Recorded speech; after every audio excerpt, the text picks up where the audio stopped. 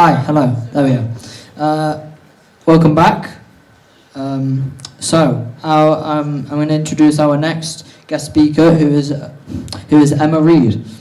Emma Reed is a freelance creative and multidisciplinary designer based in Norwich. She is a head of marketing and design for the Wild Pass Festival, and its sister, Wildfields, is where Emma leads on creative decision, visual identity, and promotional strategy across both festivals. Everybody, welcome Emma.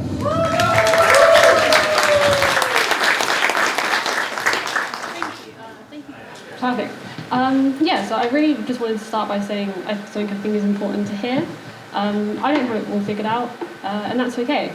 I've been in the industry for nearly 4 years now, which means I'm not really here to talk to you about like a long, successful career, but I want to talk about what it actually feels like at the start.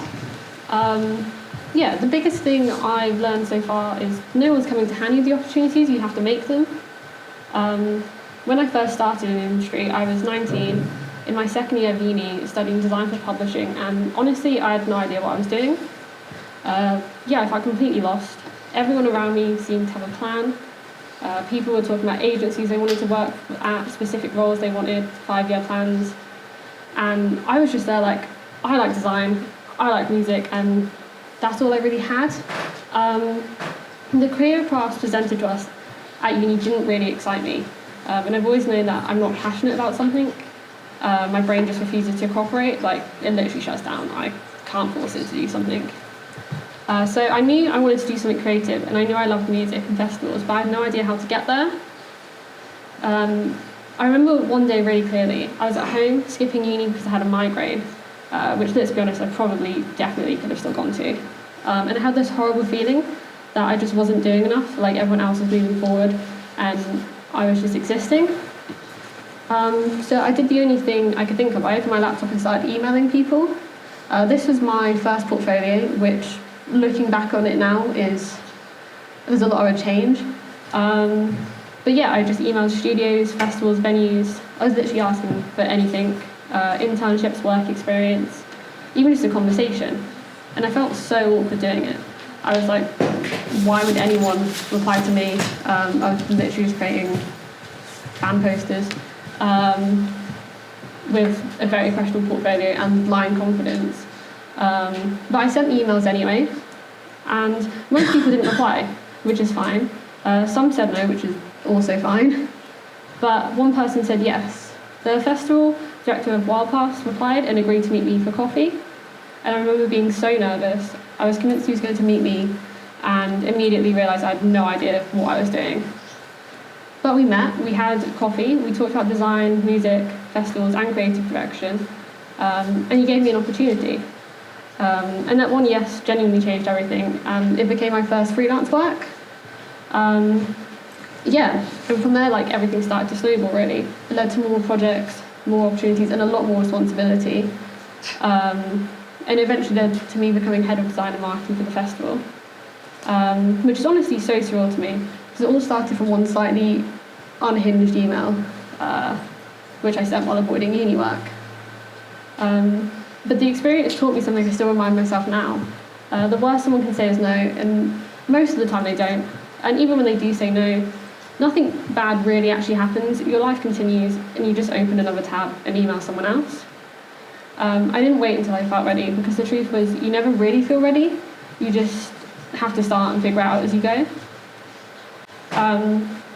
So after that initial coffee, the first thing I didn't do was actually anything crazy. I literally just started doing gig posters for the venue part-time while still at uni. Looking back at it now, though, it's really the start of everything for me, because it was the first time my work existed in the real world. It wasn't like a hypothetical uni project. It was actually out there promoting real events to real people. And when it's for real people, you learn very quickly what works and what doesn't. You learn how to grab attention, how to communicate quickly, how to design for a specific audience instead of just designing for yourself. And you also learn not to be too precious about your work, because sometimes you'll spend hours on something and then it will need to be changed 5 minutes later, and that's just a part of it, which is very frustrating when you first start out, but you kind of have to get over it. These are the first posters I designed for Voodoo's. I actually did them for free, just because I wanted to have the opportunity. And yeah, looking back on them now, I would do almost everything differently. There's some very questionable design decisions in there, and yeah, I'm not entirely sure about my thought process at times, but I think it's important to reflect on that, because at the time I was genuinely proud of them, and I think more importantly I was learning. It was the first time I'd been trusted to create something for a real venue, and I was incredibly lucky to have the freedom to experiment, make just mistakes, and figure things out in a real-world environment, especially whilst at uni, which a lot of people don't get the opportunity. That's where most of my growth came from. Not getting everything right, but doing it, reflecting on it, and improving each time. Since then, I've actually designed over 70 posters for the venue. These are some of my favourites, but there's really too many to choose from. Probably 2, 3, maybe 10 years time, I'll probably look back on these and wonder what I was doing again. But development is part of life, so yeah, they're pretty cool for now. Soon after that, I started working on Wildfield Festival. This is some of the work I got to create. We did posters, beer cans. I was across all of the design and marketing for that. This was my first proper big project. I was a design lead and also part of the marketing team, which at the time felt slightly insane because I was still at uni and I was still figuring things out, and suddenly I was working on a full festival as well. To be honest, juggling both was really hard, but I wouldn't have done it any differently. And again, looking back on it now, some of the artwork I would really change. When I came onto the festival, it had been running since 2019, so the colour scheme was already set up. But they wanted to give it a new lease of life. But there was a lot more parameters to design in compared to the work I did for the venue. But I was completely thrown in at the deep end. But it's where I've learned the most. Before that, I hadn't really even considered doing marketing as a job. It just sort of got offered to me and I always said yes. I learned about how the design actually connects to the ticket sales, which is something uni doesn't really teach you. I learned about the budgets and timelines and how many moving parts there are behind the scenes. And yeah, I learned to work with press, performers, photographers, and be part of a bigger team, which before that I really hadn't had the opportunity to do. I do love the design part, but more than that, I really enjoyed solving the problems, communicating ideas, working with a wider team, and being part of something bigger than myself. And it's when I realised that I didn't want to just do design, I wanted to be across all of it, all across all the creative aspects, as well as the marketing. I think it was fun to help put on an event which made people feel something. It was a year of hard work, but it's really satisfying at the festival when you realise that your work's paid off, people are enjoying it.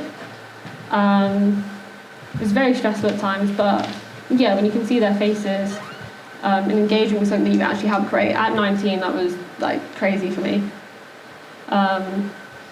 Yeah, and I got that experience just because one person said yes when everyone else said no. Yeah, so when I graduated in 2024, everything started to snowball a bit. I became the design and marketing lead and also the ticketing and events rep for Voodoo Daddies, as well as all the festival work.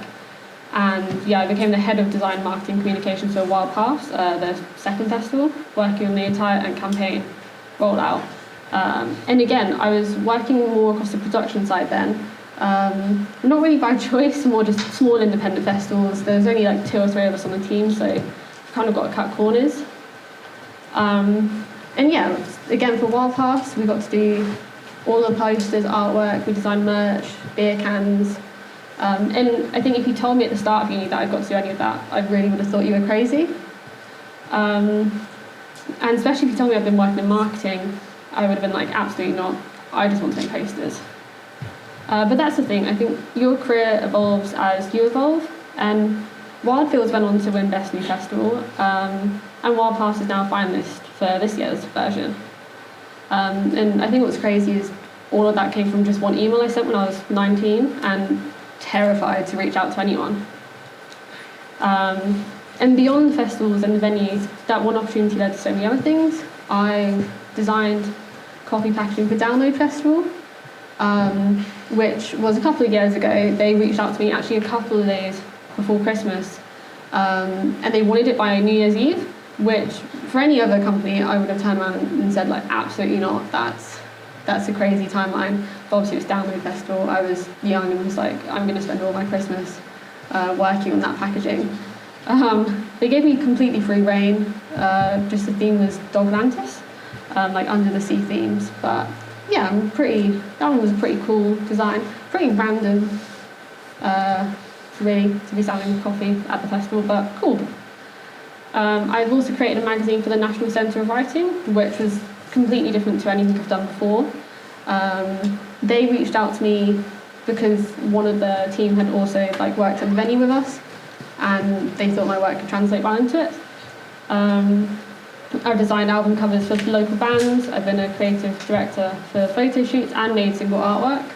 I've also learned video editing and recently got the opportunity to edit a couple of music videos, which aren't out yet, unfortunately. I've even been a venue manager at a New Year's Eve event, which was chaotic and incredibly stressful, but we managed it. But I think the important thing is none of that happened because I had some perfect plan. It all just came from saying yes. I said yes to a lot of things before I felt ready, and then I just figured it out along the way. I'm still figuring it out now, to be honest. But through all of those projects, the good ones and the stressful ones, and the ones I'm really proud of, and the ones which were also learning experiences, there are a few things which have stuck with me. Things I wish someone had told me when I was sitting where you guys are now. Things have like made everything feel a bit like less confusing, a bit more possible. So I wanted to share a few of those things with you. I think lesson one is really to make opportunities for yourself. The biggest turning point in my career came from sending that one first email. No one asked me to send it, no one told me to. I just did it because I felt stuck and had nothing better to do, to be honest. And I think there's this myth that opportunities arrive when you're like ready. But in my experience, they arrive when you put yourself in uncomfortable situations. You have to apply for things that you don't feel qualified for. You have to message people who you don't think will reply. And you have to share your work before you can feel confident in it. Because the worst thing that someone can say is no. And honestly, most of the time they don't. Or they ignore you, which is also fine. It's not like fatal, it's not going to kill you. But every opportunity I've had, festivals, the freelance work, everything came from me putting myself out there first, and no one's come and handed me any work. Designing for Wildpass, for Download, even being asked to speak here today, none of that would have happened if I hadn't sent that first email. Lesson two is there's like no one-size-fits-all creative career. I think at uni it can feel like there's one correct path, like you graduate, get a design job or a creative job, and that's it. But there's so many different ways to be a creative. You can work in an agency, you can work in-house, you can freelance like I did, or you can do a mix of everything. I thought when I was 19 I was just going to be a graphic designer, but I had really no concept of what that actually meant. I didn't expect to be working in marketing, managing photographers, editing videos, and help run the actual events. Each project showed me the new sides of the industry I didn't even know existed. And your career will evolve based on what you enjoy and what you're curious about and what you say yes to. But I think, again, it's important that you don't have to have it all figured out now. Like, it can constantly evolve and change.